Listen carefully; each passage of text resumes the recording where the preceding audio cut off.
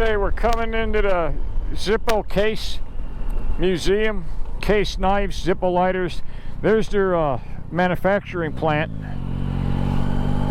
for the Zippos, and then they have a fuel plant too for all the different fuels they produce, even besides lighters. And I want to check out the museum here. I read about it last night. Even the street lights at night light up like lighters.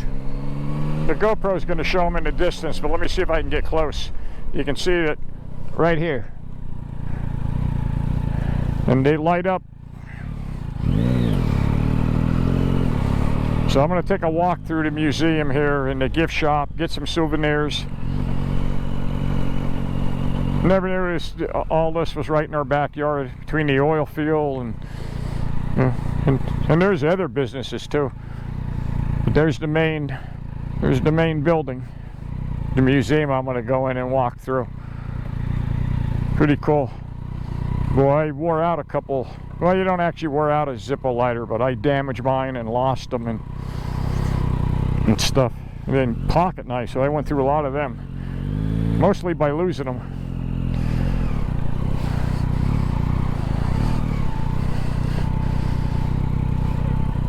Big old pumpkin. Ready for Halloween.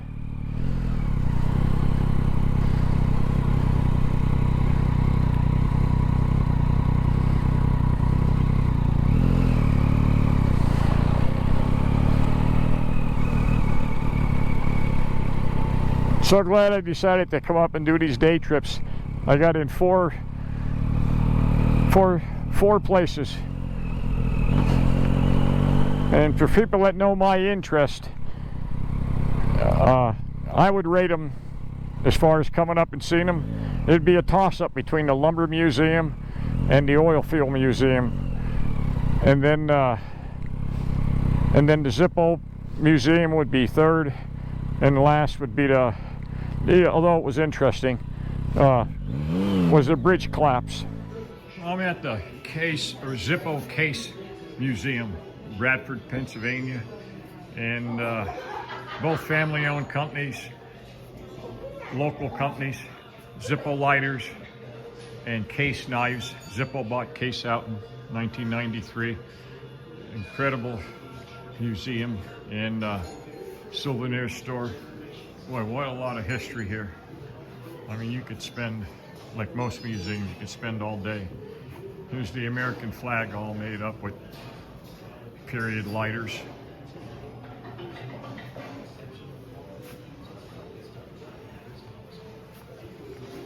There's this display after display. Had to take him years to put this together. Unbelievable. I had a lot of case knives, and I've had a few Zippo lighters too back in the day.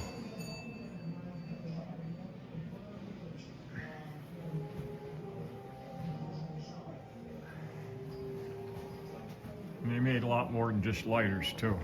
All kind of fuel and he got us through the war too.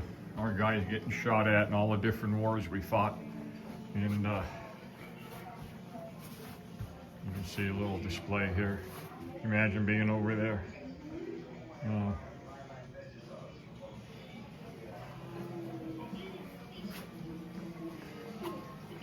And this is just part of it. I don't want to get the video real long, but so well done. And you can even see up here, this is, I think, the repair center. The two factories are down the road a little bit where they make all the Zippo fuels. And this is the famous Zippo clinic. I guess this is the repair shop. And you can view what's going on. There's videos you can watch.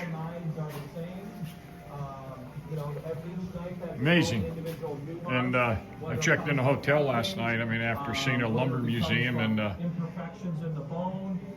the bridge collapse there. And I found out that the Zippo Case Museum was 7/10 of a mile away, so I'm down here this morning, and then I'm going to head over to the local oil field that was one of the largest producers of oil in the state back many years ago. So there's a Zippo Harley.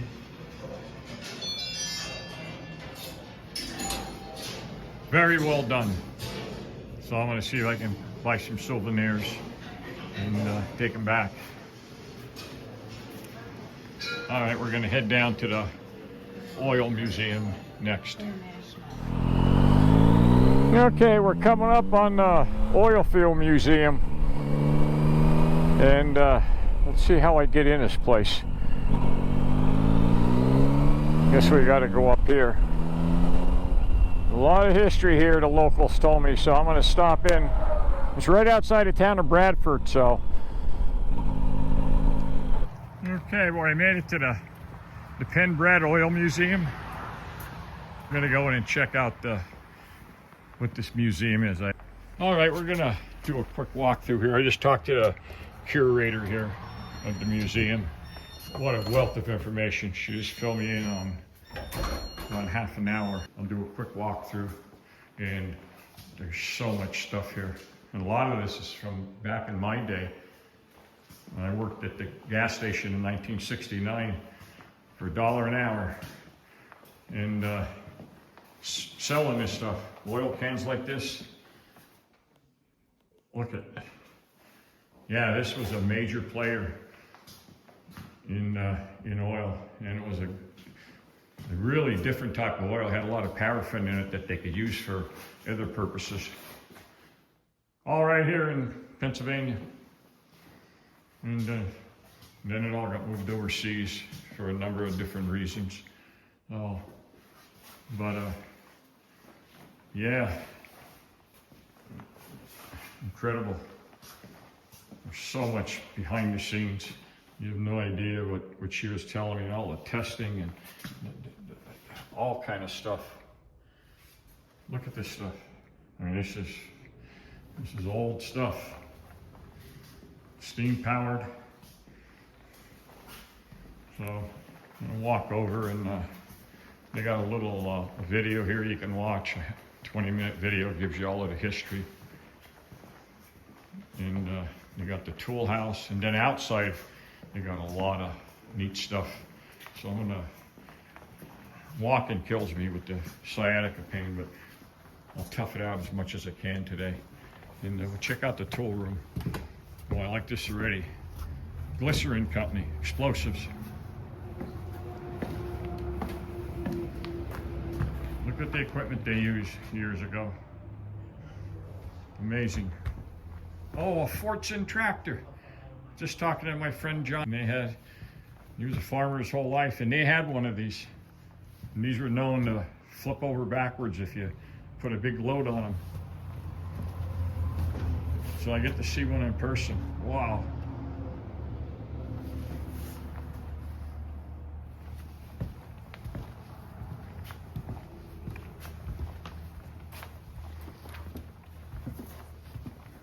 There's another Fortune. It was a Henry Ford idea, and very, very affordable, just like his Model Ts. Look at the equipment in here. Amazing. Look at the equipment they used back then. The tools. All right, we're gonna head over to I guess there's a library here. We're gonna go. There's a curator. She filled me in on everything. Thank you for all of the wealth of information. No, you're welcome. Yeah. Wow. Yeah. That's Lewis Emery's office in there. Yeah, I'm gonna go take a look, and then I want to go outside and the equipment. And I got to see my first Fortune tractor. This office was for who? Well, this is a kind of a restaging of Lewis Emery's office. Okay, and he was he was the oil man that kept Rockefeller out of Bradford. Oh, okay. Yeah. See, history. Yeah. And his company is still here today under Minard Run Oil Company, 6th generation. So he was here in the beginning. Now I can add that in with the video. Now it makes sense because you told me so much my memory isn't. I know it gets kind of. But I did get the 8% to the world and 83%. About 80% to the United States and about 71%, something like that, to the world at the time. And what year, roughly? Era? In the late 1800s. Okay. And the early 1900s. Yep. I believe. Wow. Amazing. Well, let me check the office out and get outside. And my leg's killing me, so I'm going to try to, look at this office. Yeah, I would think CEOs of oil companies now, offices are just a little bit bigger and more fancy. And this is how things worked. So cool to see it. Things made out of wood. Wow. All right, well, I'm gonna head outside now. I'm gonna check out this drilling rig or derrick or whatever it's called.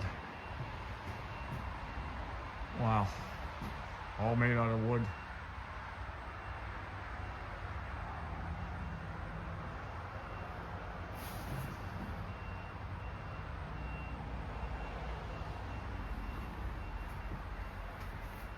Well, looks like we got some power here.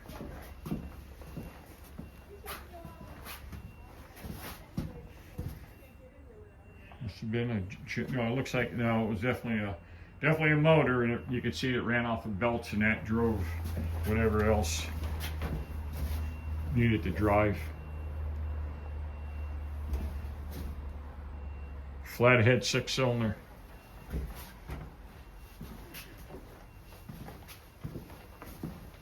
There's the pulley for the belts. There's one of the old belts. And that ran up to those wheels, and that's what spun those wheels. And those wheels drove something else. Amazing.